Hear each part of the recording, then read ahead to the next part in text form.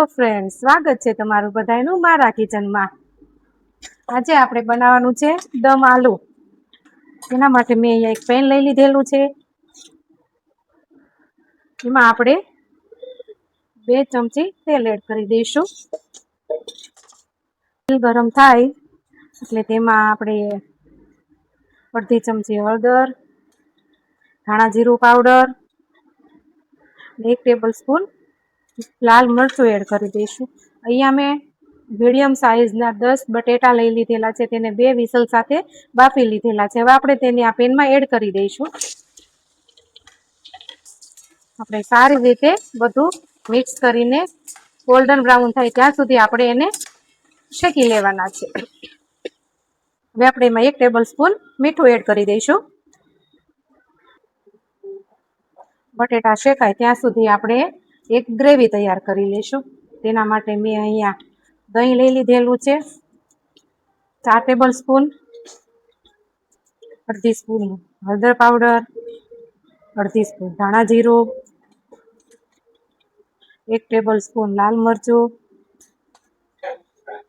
સ્વાદ અનુસાર મીઠું, કસૂરી મેથી, બધું બરોબર હવે ફેટી લેવાનું છે આપણે। હવે આપણું દહીંનું બેટર બનીને રેડી થઈ ગયું છે। ધ્યાન રાખવાનું, દહીં આપણે મોડું જ યુઝ કરવાનું છે। હવે આપણા બટેટા પણ બરોબર રીતે સંતળાઈ ગયા છે। આપણે તેને એક પ્લેટમાં બહાર કાઢી લઈશું।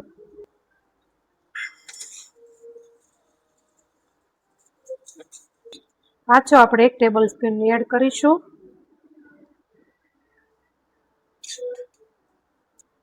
તેલ ગરમ થાય એટલે તેમાં આપણે જીરું એડ કરી દઈશું, થોડી એવી હિંગ। હવે મેં અહીંયા લસણ અને ડુંગળીની પ્યુરી કરી લીધી છે, સાથે જેને આપણે એડ કરી દઈશું।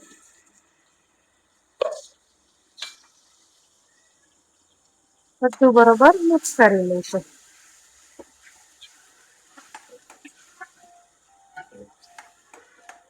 ડુંગળીને આપણે ગોલ્ડન બ્રાઉન થાય ત્યાં સુધી સાતળવાની જ રહીશું। ટામેટાની પ્યુરી કરી લીધી છે, એ એડ કરી દઈશું।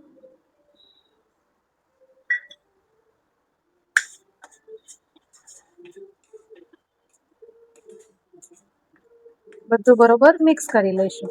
હવે આપણે ગ્રેવીને ચડવા દઈશું। હવે આપણે એમાં અડધી ટેબલ સ્પૂન હળદર,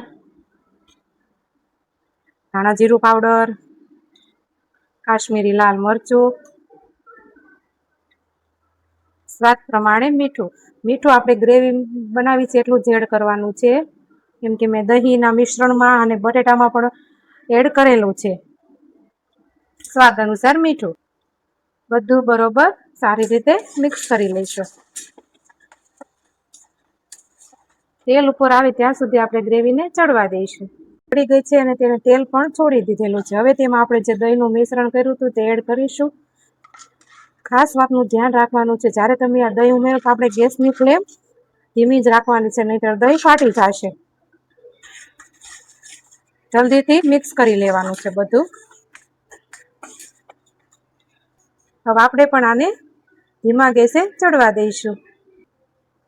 મેં જે દહીંનું મિશ્રણ બનાવ્યું હતું તેમાં મેં 1 કપ જેટલું ગરમ પાણી લઈ લીધેલું છે। બધું આપણે મિક્સ કરી લઈશું।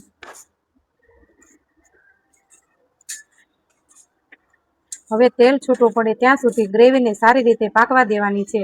સ્વાદ અનુસાર ખાંડ ઉમેરી દઈશું। હું અહીંયા 1.5 ચમચી જેટલી ખાંડ એડ કરું છું।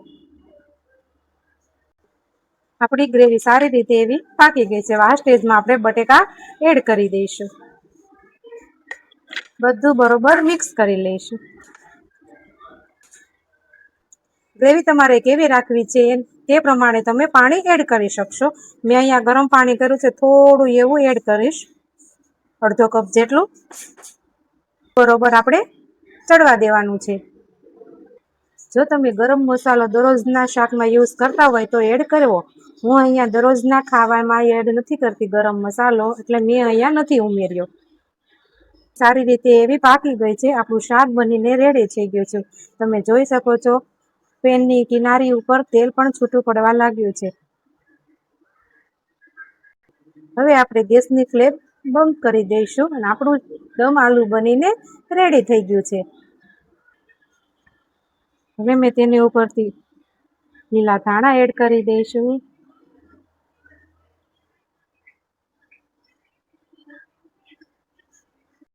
હવે આપણે તેને એક બાઉલમાં કાઢીને સર્વ કરી લઈશું.